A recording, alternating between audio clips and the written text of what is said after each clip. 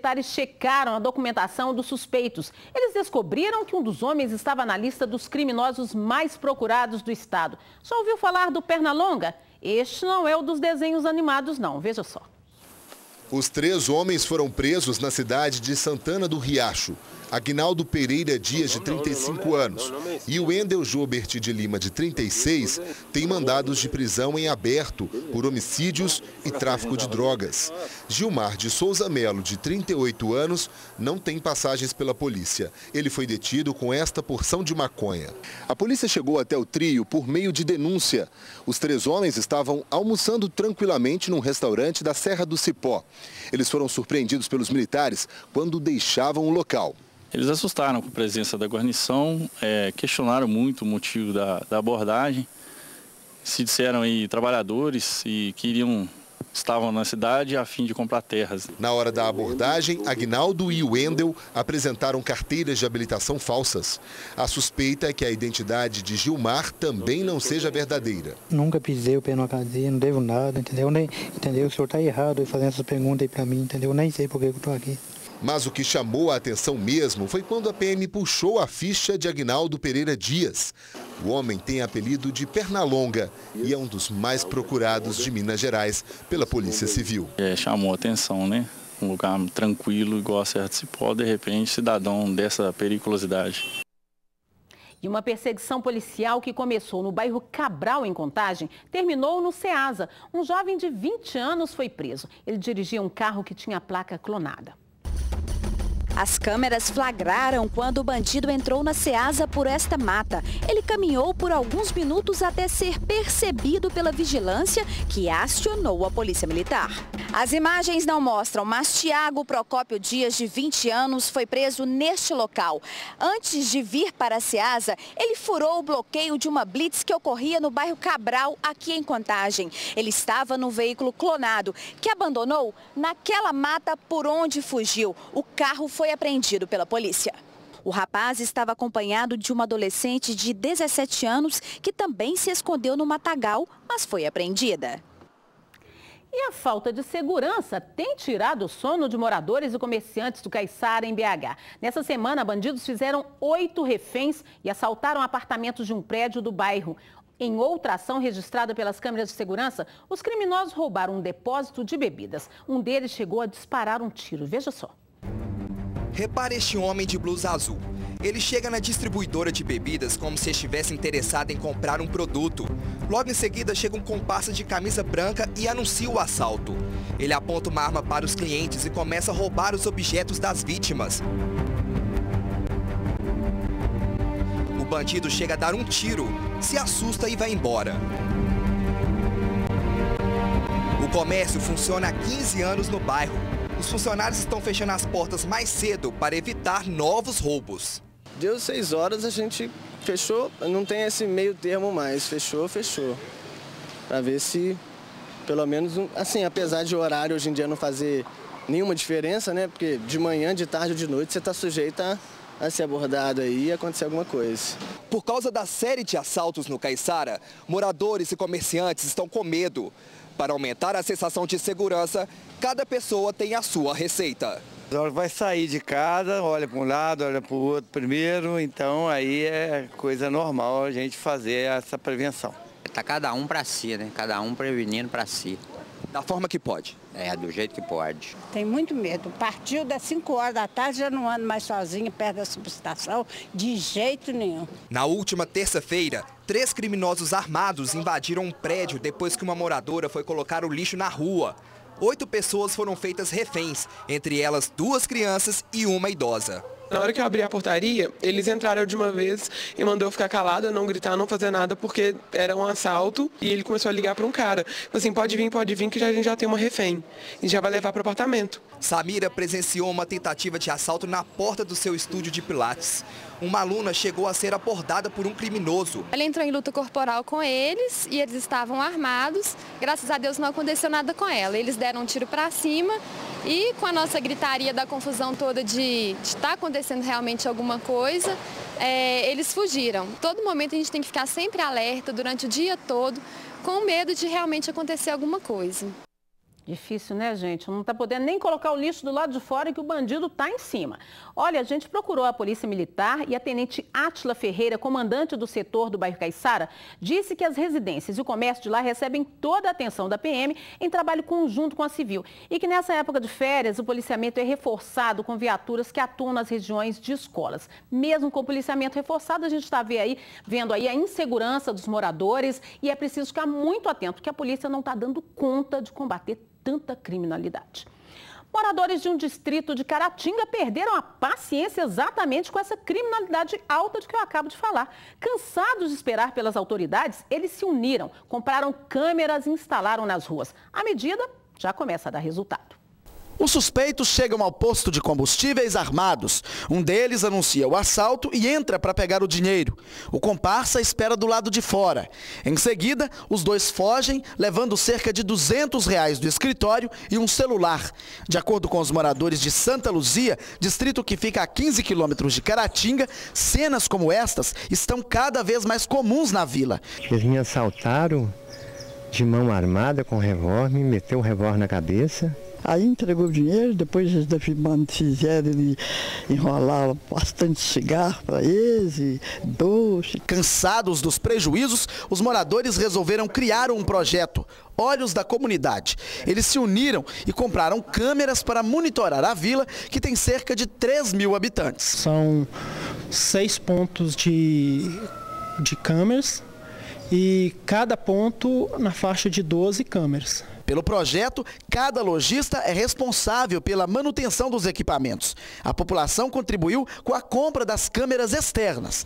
A iniciativa já surtiu efeito. No caso mostrado no início da reportagem, um dos suspeitos foi preso no mesmo dia. As câmeras de segurança ajudam e muito na hora de fazer a identificação dos suspeitos. Mas a população teme que a iniciativa não seja o suficiente para resolver o problema da falta de segurança aqui no distrito. Seria mesmo policiamento.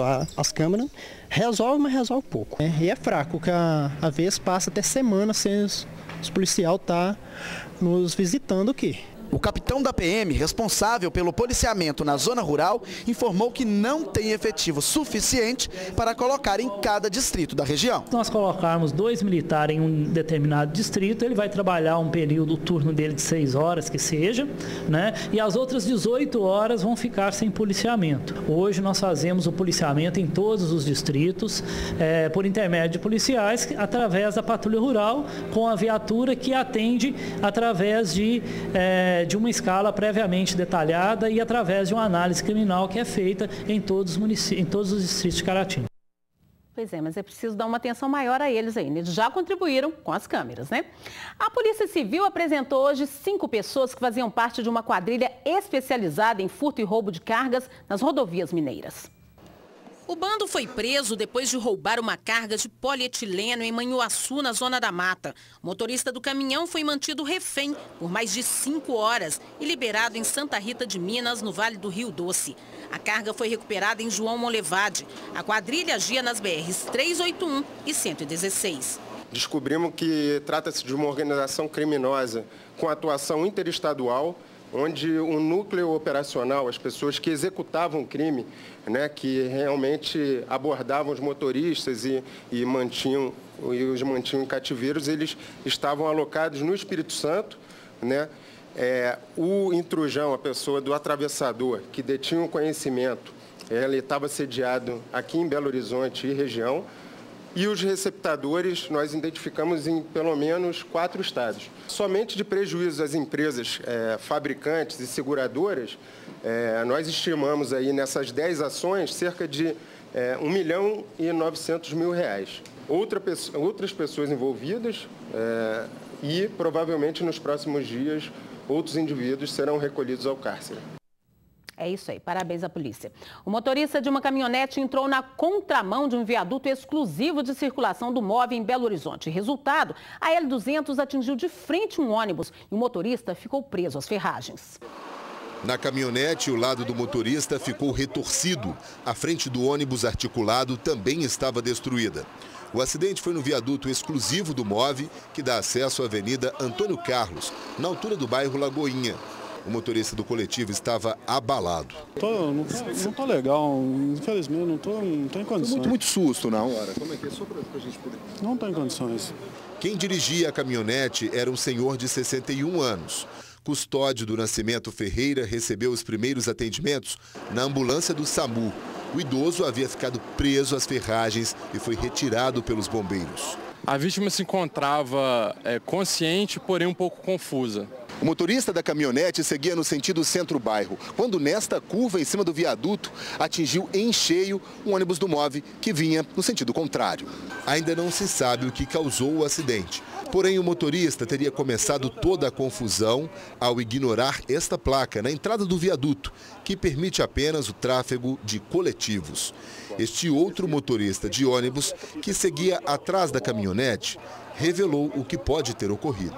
Eu tô achando que ele pensou que o viaduto era mão única. Ele não é que estava correndo, ele estava mais em cima da faixa, e dentro de uma curva, em cima de uma faixa. Ele tentou ultrapassar algum outro veículo que estava na frente? Não tinha veículo na frente dele, não. O trânsito no local ficou bloqueado por quase 4 horas para a retirada dos veículos.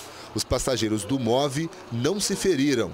O motorista da caminhonete deve responder por ter negligenciado a placa de trânsito. Desobedeceu a sinalização ela é visível, né, para todos os condutores. O desrespeito dele já veio lá desde o começo ali do acesso do Oiapoque até chegar aqui no acidente. Então foram vários respeitos às várias sinalizações que ele mesmo foi o causador do acidente aqui do local. O motorista da caminhonete respira sem ajuda de aparelhos e está consciente.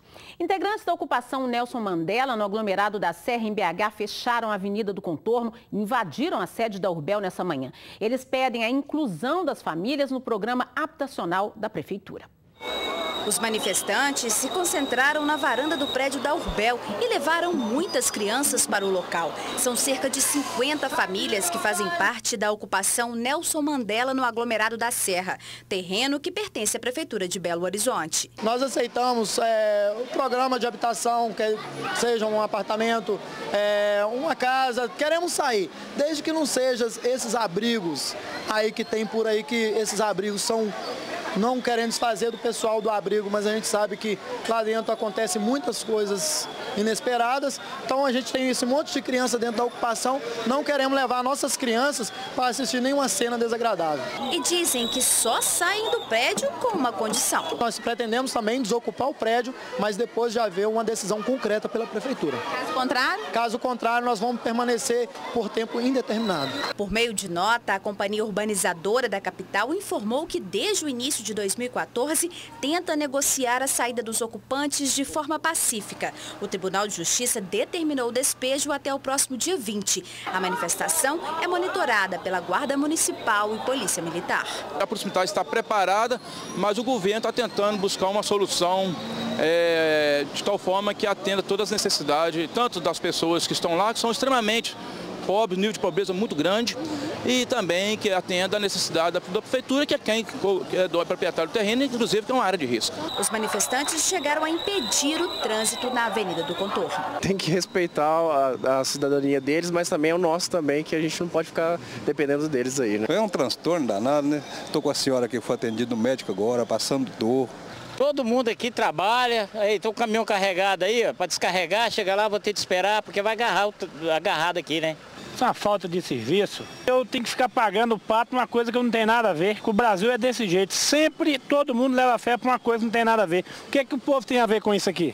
Tem que fechar a rua. Por que não vai lá para a Praça da Estação? E a presidente fala que está tudo uma beleza no Brasil. Bom dia para vocês. Tem que respeitar os dois lados, né, gente? Reivindicar sem atrapalhar os outros, né? A Agência Nacional de Vigilância Sanitária decidiu tirar da lista de substâncias proibidas o canabidiol, que é extraído da cannabis sativa, aquela planta popularmente conhecida como maconha. O medicamento tem utilidade no tratamento de várias doenças, principalmente neurológicas. A esperança se multiplicou para um pai que luta todos os dias pela recuperação do filho. Benício, de 6 anos, sofre de epilepsia desde os primeiros meses de vida. A criança tomou vários medicamentos convencionais que deram pouco efeito. O tratamento com a substância presente na maconha começou há 10 meses. Antes do canabidiol, as crises convulsivas eram constantes. Antes do canabidiol, ele tinha mais de 40 internações, 14 delas em CTI, chegou a tomar 25 comprimidos por dia. Nesses últimos 10 meses, nunca mais voltou ao hospital, as crises passaram a ser muito mais leves e controladas e esporádicas, sem nenhuma emergência médica absoluta no período. Então eu não tenho dúvida que a maconha medicinal resgatou a vida do meu filho. Agora, pacientes como Benício vão poder usar o canabidiol de maneira legal. A Anvisa, a Agência Nacional de Vigilância Sanitária, decidiu retirá-lo da lista das substâncias proibidas no Brasil e incluir na relação dos medicamentos controlados. Só que a venda do canabidiol continua proibida no Brasil. Isso porque, por enquanto, nenhuma empresa tem autorização. Até agora, apenas um laboratório estrangeiro pediu o registro na Anvisa para importar e comercializar aqui no país um remédio que contém a substância.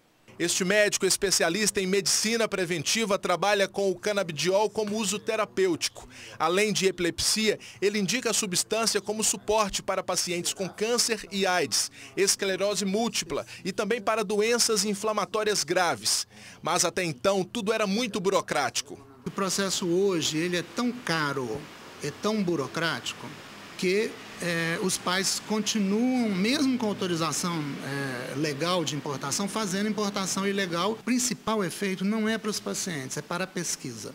Eu acredito que isso vai facilitar, vai permitir que agora universidades, instituições de pesquisa possam fazer pesquisa. Então, a partir de agora vai ser mais fácil a autorização de cultivo e a autorização de produção de extratos para pesquisa. O pai de Benício é médico e vice-presidente da Associação Brasileira de Pacientes de Cannabis Medicinal. O canabidiol é pastoso e pode ser diluído em um outro óleo e ingerido. O custo com cada seringa é de cerca de R$ 1.200. Com a decisão da Anvisa, ele acredita que vai ser possível avançar nos tratamentos. Esses epiléticos hoje terão a oportunidade de ter sua vida resgatada. E ampliando o acesso e a produção no Brasil, vai baratear extremamente um custo que ainda é muito elevado. E o nosso sonho é que o Sistema Único de Saúde forneça o canabidiol para esses epiléticos. Moradores do bairro Veneza, em Ribeirão das Neves, mandaram um pedido urgente de ajuda aqui pra gente. Eles estão sem água na Rua 42 há vários dias. Fizeram até um protesto, mas nada adiantou. Bom dia, o meu nome é Josimeire, eu moro na Rua 42, número 27, do bairro Veneza, que por incrível que pareça é a Rua da Caixa d'Água. E já estamos no 4º dia sem água, sem uma gota de água aqui na rua. Já ligamos para a Copasa e a Copasa disse que não tem nenhuma manutenção na nossa rede e que não está havendo nenhum problema para o abastecimento de água nosso. Só que infelizmente não tem uma gota d'água nas torneiras. Todo mundo sem água. Todo mundo sem água. Crianças, pessoas acamadas, doentes. A nossa situação está terrível. Nesse calorão, hein, Josimeire? Nós fizemos contato com a Copasa, que informou que a válvula que controla o nível do reservatório que abastece o bairro Veneza deu problema no último domingo, mas já foi consertada. Equipes técnicas vão andar por aí hoje para ver em quais ruas o abastecimento ainda não voltou ao normal e fazer as intervenções necessárias. Pelo menos é essa a promessa. Participe também você do Jornal da Alterosa. Mande seu vídeo para a gente pelo WhatsApp. O número é este que aparece na tela, 8814-1360, e o código é o 31. Um espaço aberto para crianças e adultos que pode ser uma ótima opção para as férias. O Viaduto das Artes, no Barreiro, em BH, tem oficina, contação de histórias, biblioteca e visita a uma exposição e ao ateliê do artista que fez as obras. Debaixo do viaduto, o lugar que nem sempre é visto com bons olhos ganhou uma destinação diferente. Serve de abrigo para educação, cultura.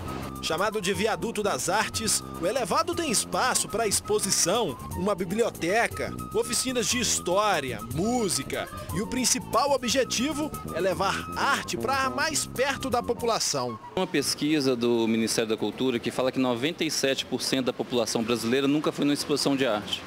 Então, a partir disso, a gente tenta descentralizar, trazendo para as periferias a arte, né? Principalmente agora, no período de férias, é uma boa opção de passeio. As crianças têm sempre uma programação diferenciada. Com olhares atentos, elas acompanham as explicações de como foi o processo de criação das obras expostas e soltam a imaginação. Aquela ali que parece um abacaxi, parece a casa do Bob Esponja. E aquela ali parece uma prisão. E aquela ali eu não sei. Depois ficam loucas para criar as próprias peças. Uma flor. Aí basta uma historinha para os baixinhos aprenderem que para lutar pelos sonhos precisam de força de vontade. E nunca se deve desistir do seu sonho. A entrada para o espaço que foi criado há 4 meses é de graça. Um espaço completamente aberto para todos os tipos de leituras artística e de experimento. Olha, o Viaduto das Artes fica na Avenida Olinto Meireles, número 45, na esquina com a Avenida Afonso Vaz de Melo, no Barreiro. O espaço fica aberto de 9 da manhã às 5 da tarde e para participar das oficinas é preciso marcar com antecedência. Isso pode ser feito pelo telefone 8802-5140, código 31. O Carnaval está chegando e BH virou de vez um dos destinos mais animados do estado, com muitas opções de bloquinhos e bailes em todos os dias de festa. Um dos pontos mais tradicionais da capital é o bairro de Santa Teresa, que vai receber 16 blocos este ano. E diferente do ano passado, o horário da folia pode ser estendido até mais tarde. Por isso, nós vamos ao vivo até a Praça Duque de Caxias, onde o repórter Rangel Faula tem mais informações. Boa tarde, Rangel. Oi, Etel, boa tarde para você, boa tarde a todos que nos acompanham. O carnaval aqui no bairro Santa Teresa no ano passado foi até às 7 da noite. A limitação foi uma forma encontrada de evitar transtornos para os moradores. Só que a folia tem agradado tanto que muita gente está pedindo que esse horário seja estendido. Só que o assunto continua dividindo opiniões, é claro. Eu vou conversar agora com o secretário da Associação de Moradores, o Pedro Martins, que defende o horário de 10 da noite. Por quê, Pedro? Defendemos o horário de 10 da noite, primeiramente porque faz parte da nossa tradição, né? O carnaval aqui, tivemos épocas que o carnaval virava à noite, né? Com o bloco do bloco do Santa. Mas é claro, defendemos esse horário sem exceções por parte dos foliões e sem exceção por parte da polícia. O que estava acontecendo? Olha, no ano passado, às 7 horas da noite, parecia toque de recolher. A polícia praticamente espantou os foliões do bairro com um excesso de policiamento e mandando os bares fecharem, desligarem os sons e tal. Nós queremos um carnaval tranquilo, que os foliões possam brincar, não se sentirem agredidos, né? E que com estrutura, com banheiros químicos, com o apoio da BH Trans, com o policiamento da Polícia Militar, mas principalmente com o apoio da BH Trans, que o maior problema de Santa Teresa é o volume de carros e automóveis que vem para cá. Então nós precisamos que a BH Trans fiscalizem as portas dos muito moradores. Obrigado. Nosso tempo está acabando. Olha só, Belo Horizonte tem entrado para o circuito de carnaval este ano, vai fazer parte do circuito de carnaval do país e tem até pacotes para os turistas. Veja com a Fernanda Pena. Quem diria, os blocos de rua colocaram Belo Horizonte no mapa do carnaval. Uma parceria da Prefeitura com a Associação Brasileira de Viagens e a da Indústria de Hotéis já está movimentando as agências de turismo. Os pacotes custam a partir de R$ 490 para os 4 dias de festa. O básico inclui traslado do aeroporto, hospedagem em hotéis econômicos e city tour. Mas o turista também pode optar pelos mais completos, que custam até R$ 1.340 e tem ainda passeios à Serra do Cipó e ao Inhotim, ou acrescentar ao roteiro visitas às cidades históricas mineiras. A gente percebe essa mudança de perfil, de pessoas que a gente considerava um perfil autoguiado e agora já tem esse interesse por passeios, por roteiros agenciados. É isso que a gente está oferecendo. A expectativa é de um aumento de até 20% na taxa de ocupação dos hotéis de BH, que costumava ser baixa nessa época. A ideia é que a gente utilize o atrativo natural do carnaval da cidade, que já vem se desenvolvendo bastante, no ano de 2014 foi importante, junto com a estruturação dos hotéis e esses pacotes com preços bem atrativos para que a população possa participar junto com os turistas e pular carnaval. De acordo com a Belotour, cerca de 1,5 milhão de pessoas devem participar da folia na capital nesse ano. Por isso, além de ajudar a desenvolver desenvolver o carnaval na cidade, a ideia é divulgar os atrativos da região, como as belezas naturais, os bares e restaurantes, os museus, por exemplo, para atrair turistas para Belo Horizonte o ano inteiro. Belo Horizonte já tem aí o seu potencial de turismo de negócio, que ocorre aí de terça a quinta-feira, e a gente quer que a cidade aí tenha esse movimento turístico durante toda a semana, né? A edição de hoje termina aqui. Obrigada pela companhia. Daqui a pouco tem o TV Verdade. Mais notícias nos nossos noticiários da noite em todo o estado. Boa tarde para você e até amanhã.